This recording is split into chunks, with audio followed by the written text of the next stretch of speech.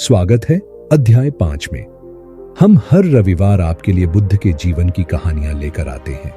आज हम आपको उस क्षण की कथा सुनाने जा रहे हैं जब राजकुमार सिद्धार्थ ने अपने बालों का त्याग कर सन्यासी जीवन को अपनाया।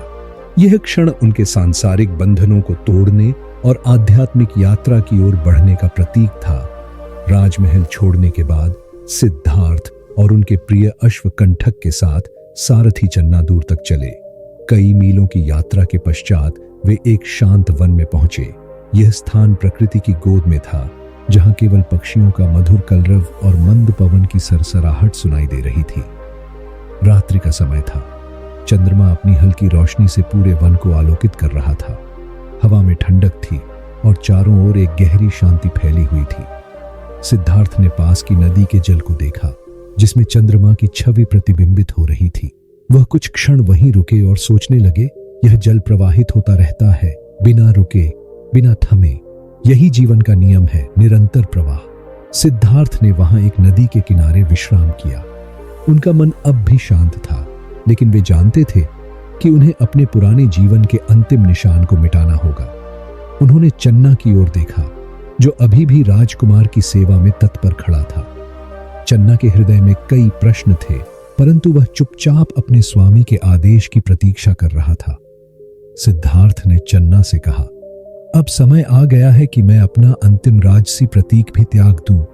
चन्ना, तुम वापस जाओ और मेरे माता पिता को बताओ कि मैं सत्य की खोज में निकला हूं। अब मेरा कोई बंधन नहीं है। चन्ना की आंखें छलक आईं। उसने विनम्रता से कहा, आर्यपुत्र, मैं आपको छोड़कर कैसे जा सकता हूं? आप अकेले कैसे रहेंगे?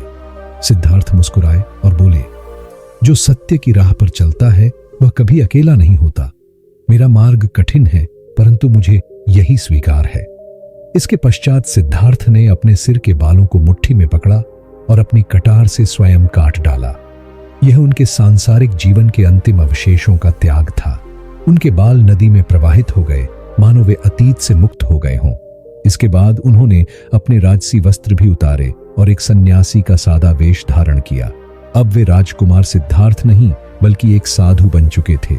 कंठक, जो इतने वर्षों से उनके साथ था, व्याकुल होकर उनके चरणों में सिर रखकर खड़ा हो गया। चन्ना भी व्यथित था। सिद्धार्थ ने कंठक के सिर पर हाथ फेरा और कहा, अब तुम्हें भी लौटना होगा। मेरे माता पिता को बताना कि उनका पुत्र अब सन्यास के मार्ग पर है। अंततः चन्ना भारी हृदय से कंठक के साथ वापस लौट गया। सिद्धार्थ अब पूरी तरह स्वतंत्र थे। उन्होंने गहरी सांस ली और अपने नए जीवन की ओर कदम बढ़ाया। अब वे केवल एक सन्यासी थे, जिनका एकमात्र उद्देश्य सत्य की खोज था। इसके बाद सिद्धार्थ ने कुछ समय वहीं व्यतीत किया। उन्होंने वन में कई संतों को देखा जो ध्यान में लीन थे। उन्होंने सोचा, यही मेरा भी मार्ग है। कुछ समय ध्यान करने के बाद उन्होंने यह निश्चय किया कि वे किसी गुरु की शरण में जाकर ज्ञान प्राप्त करेंगे। सिद्धार्थ की यात्रा कठिन थी। वे जंगलों, गांवों, नदियों और पहाड़ों से गुजरे। उन्होंने कई तपस्वियों और ऋषियों से भेंट की। वे उनसे प्रश्न पूछते, ज्ञान प्राप्त करते और फिर आगे बढ़ जाते, परंतु उन्हें अभी तक वह पूर्ण सत्य नहीं मिला था जिसकी उन्हें खोज थी। इस यात्रा के दौरान उन्होंने भोजन के लिए भिक्षा मांगनी प्रारंभ कर दी। उन्होंने राजसी सुखों को त्याग कर मात्र एक भिक्षा पात्र और सन्यासी वस्त्र रखे। उनकी साधना दिन ब दिन गहरी होती गई। अंततः वे एक ऐसे स्थान पर पहुंचे जहां वे ध्यान और तपस्या करने लगे। यह समय उनकी आध्यात्मिक यात्रा का महत्वपूर्ण चरण था। वे गहन ध्यान में लीन हो गए, स्वयं की चेतना को समझने लगे और धीरे धीरे आत्मज्ञान की ओर अग्रसर होने लगे। इस बीच उन्होंने कई कठिनाइयों का सामना किया। जंगलों में भोजन की कमी थी, मौसम की मार सहनी पड़ती थी, लेकिन उनके संकल्प में कोई कमी नहीं आई। उन्होंने ध्यान की गहरी साधना में प्रवेश किया। यह वह समय था जब वे स्वयं को हर सांसारिक बंधन से मुक्त कर रहे थे।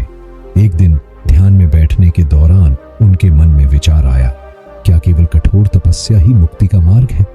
क्या आत्मज्ञान के लिए शरीर को कष्ट देना आवश्यक है?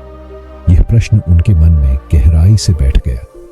उन्होंने कठोर तपस्या छोड़कर मध्यम मार्ग अपनाने का निर्णय लिया। उन्होंने यह भी अनुभव किया कि केवल भिक्षा मांगकर भोजन करने से मन और शरीर दोनों स्वस्थ रहते हैं। इसलिए उन्होंने संतुलन और संयम का मार्ग चुना। उनके इस निर्णय ने आगे चलकर बौद्ध धर्म के मूल सिद्धांतों को आकार दिया। सिद्धार्थ ने कई वर्षों तक ध्यान और साधना की।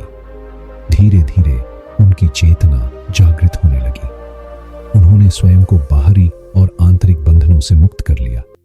उनके अंदर शांति, करुणा और ज्ञान की एक नई ऊर्जा प्रवाहित होने लगी।